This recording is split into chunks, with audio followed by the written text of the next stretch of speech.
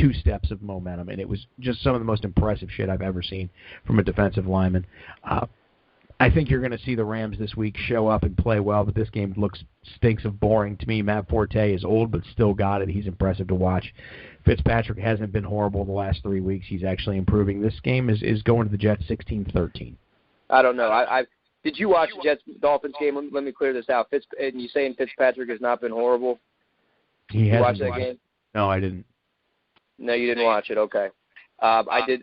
I watched him throw an interception in the end zone where there was only 2 Miami Dolphins defenders there and absolutely not a green jersey in sight. But that's the case. That is. I'm going based on quarterback rating statistics over the last 4 weeks. That's all I'm going on. All right.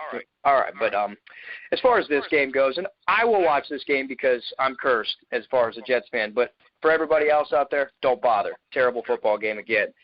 New York.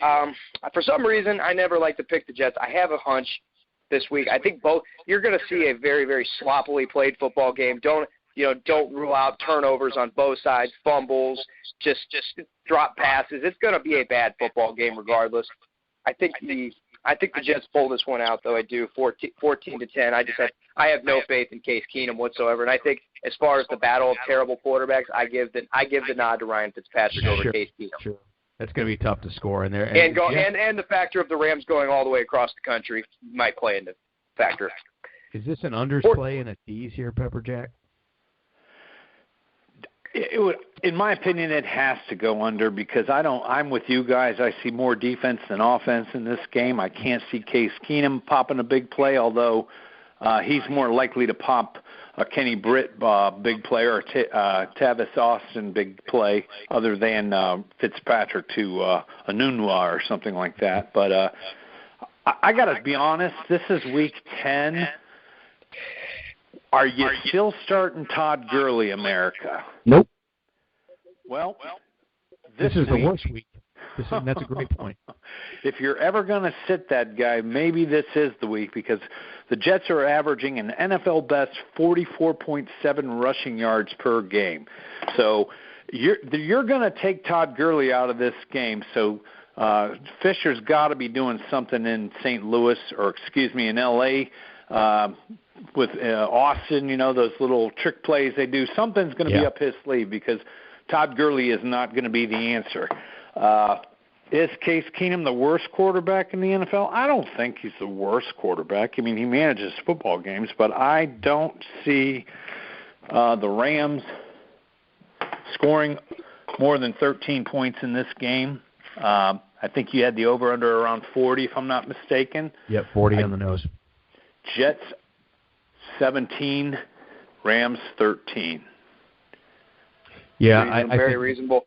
That's where this falls. Joe, I can give you your just due here. I'm going back over some of my Ryan Fitzpatrick information, and yeah, he actually has sucked the last 2 weeks. Well, I got to tell you, bro, I watch this team every Sunday. He's pretty bad. Prior to that, he was starting to have a little bit of an uptick in some of his numbers, but yeah, the last 2 weeks he fell off, and frankly, I didn't put the research in on that. I saw that he looked okay, and then he just sucked a big fat Fitzpatrick here the last 2 weeks. So Jack's taking the New York Jets. Did you say 17-13, Pepper Jack? That's what I said, yep. That's what you said. That's what he meant.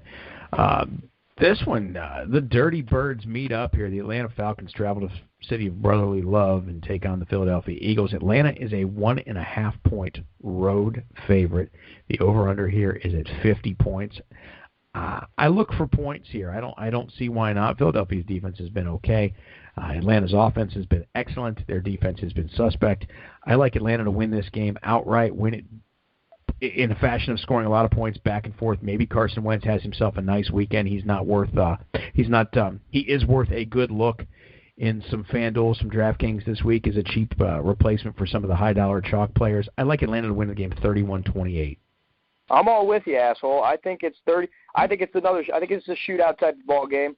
I think both offenses. I think we're going to see a nice quarterback display. I'm actually looking forward to this game. I think this is one of the better games of the afternoon in Philly. The Philly fans, Matt Ryan and the crew are going to deal with some insults, said some bad words about them and their mother. They're going to come through this game 34-31. I think it comes down to a last-second Matt Bryant field goal. I think this is a good one. 34-31 with the Matt Bryant field goal. I like that, Joe. Pepper Jack, you're on the cheese block. On the cheese block, the Falcons are 5-1 straight up and 6-0 against the spread in their last 6 road games. Does that come into play today or tomorrow? I believe it will. I see an awful lot of Matt Ryan in this game, and I don't know. Philadelphia is strong at home. They are pretty strong at home, hence the 1-point spread. Spreads at totals at 50. I think 75% of America believes that game's going over. Wow. That's 3 out of 4 people. So I'm going to join them. I'm thinking it's going over, but not by 34-31. I think it's closer to 30-24. Atlanta. 30. Well, you said that's 3 out of 4 people. 75% of America have that game going over. What does the Electoral College have? Well, let's see. This this census right here officially made America great again. So I think we need to go with them. The irony of this, though, is the computer picks 49 total points scored in this game, but 75% of America is over. Yeah, America. Yeah, they made America great again. We should applaud them. Give me your point total on this Atlanta game again, please. I couldn't hear you over my own bad jokes. 30-24 Atlanta, 54. 54 points. I like it. Let's move forward. This one's a stinker, man. Last week we brought something up, and I think we were definitely on it. And one of the topics last week was the meltdown in Minnesota. It looks like that team, after a 5-0 start, is slowly losing its grip. Norv Turner walks away from some reason unbeknownst to the public, unless I've missed something. I unfortunately believe that something is wrong health-wise with Norv Turner. I have issues with somebody walking away from that kind of opportunity. I think that Pepper Jack, what you said about the offensive line, not getting the help from upstairs could also potentially be an issue. Something's wrong in Minnesota. I don't know if anything's right in Washington, but Washington is a 2.5-point favorite at home. The over-under here is 42 points. I see Washington winning a squeaker 17-13. I do see them covering, and I see this game staying way under. I don't think Minnesota's offense is worth a damn at all.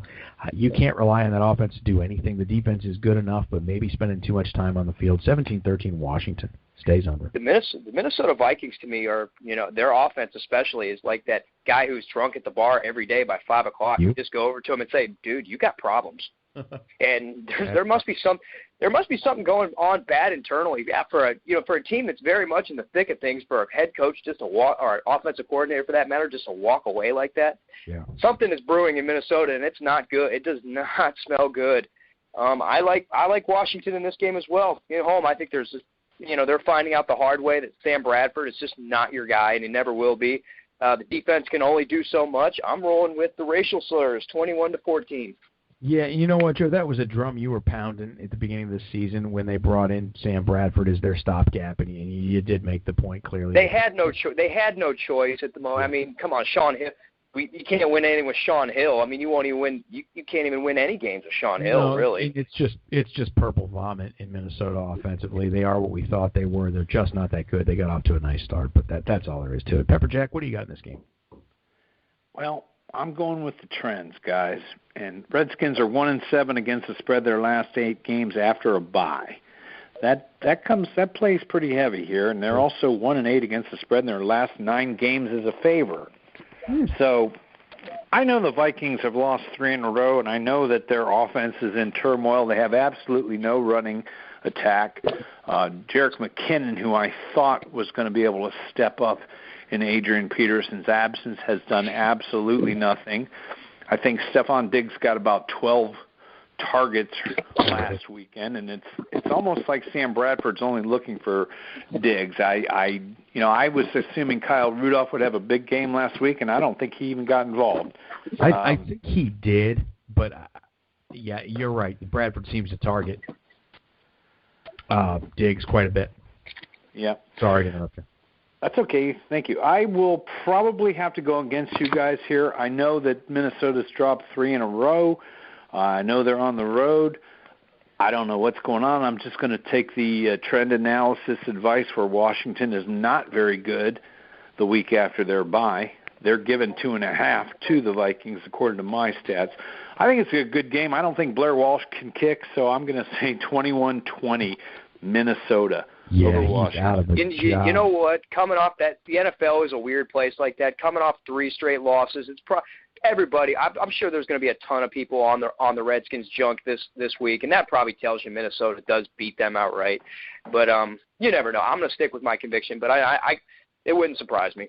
No, I like that side of it. Now that you write it down and you look at it on paper and you see that 2.5-point number, Minnesota getting 2.5, it's essentially 3 at that point, winning by a field goal that the Blair Walsh Project can't get to. I did look up here. Kyle Rudolph has a brother named Casey, or maybe a sister. I'm not sure. But last week he was 1 reception, 1 yard, 1 touchdown. Yeah, that name can go either way. Well, and just in case you were wondering, that's an average of 1 yard per catch.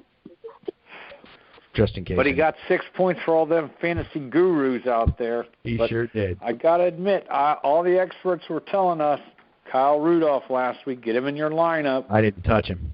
No. No, sir. I did not touch him. Myself and Harbor Mike actually rode the Antonio Gates train all the way to Victory Town last week. It was a good call. I'd have to say it wasn't my idea, but when Harbor Mike gets hot, you got to stay back. Don't touch. Well, I think it's funny because all the experts in America, well, I don't want to say that. I'll say the CBS Sports experts said that to put Jerick McKinnon in your lineup last week, and I don't even think he got a fantasy point. I think he was held to 7 yards the whole game. Well, I take issue with that altogether, and I think we talked about it, and I think that Harbor Mike and I talked about it last Thursday night. I don't see why in the hell you want to start anybody from Minnesota's offense. Why? They don't score any points. Sam Bradford is not very good. They don't. And Pete Prisco at CBS blows. Yeah, unfortunately, this has been probably one of the worst years in fantasy football due to all the injuries. Most rosters in fantasy football have 16 to 18 positions filled, so you lose a guy like Adrian Peterson early on, you got to really, really hustle to try to find someone to replace him. And I know a lot of times, you're seeing guys like Gillislee from Buffalo getting in. You got guys, Damian Williams from Miami starting. It's just dreadful right now. No, it is. The NFL product has been bad this year. Flu. There's that early Sunday morning Vegas flu that, much like Zika and swine flu, one of its common symptoms is leaving Odell Beckham on the bench and playing Larry Fitzgerald on the bye week. Yeah, who did? Someone. I was talking to a guy at the Bellagio who might have done that. I was like, man, you're an story idiot. About that? Who were you talking to? Tyler Durden? That's a good one. Actually, I prefer more Rainey from Secret Window, but Pepper Jack got peppered last weekend because he had a lot of running backs on the bye.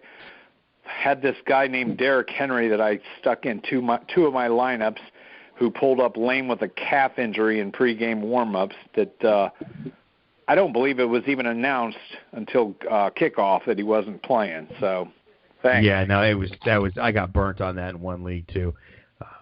Zeros never help, man. Zeros never help. But let's slide. Speaking of Derrick Henry, good segue into the Tennessee Titans. They are hosting the Green Bay Packers this week. Tennessee is a 3-point home dog. Over under here 49.5.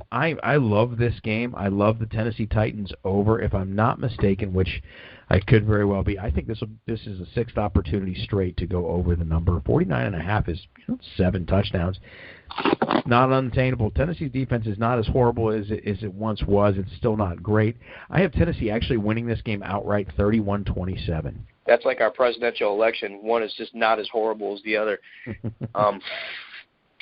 Well, I mean, maybe this is emotional right here because I'm an Aaron Rodgers fan, and I watched that game, and it's almost like I got sad watching that game. It's like, what happened? They can't run the football. Is it you? You have no running game. Your defense isn't very good. Yet your receivers are overrated. I mean, is it you, or is it just some of it to blame on you, or you just not as good anymore? I'm trying to figure that out. I'm going to say this is Aaron Rodgers will lick his wounds and get well this game against a Tennessee Titans team that still hasn't figured it out yet. Even though the game is in Tennessee, I'm looking for my man A-Rod to come out and have a big game against this defense. I'm going to take the Packers in a big way, and I'm probably dead wrong, but I'm just kind of emotional on this one, so don't play it. I'm saying Green Bay 31, Tennessee 17. Wow. I'm going to say Aaron back. I'm going to say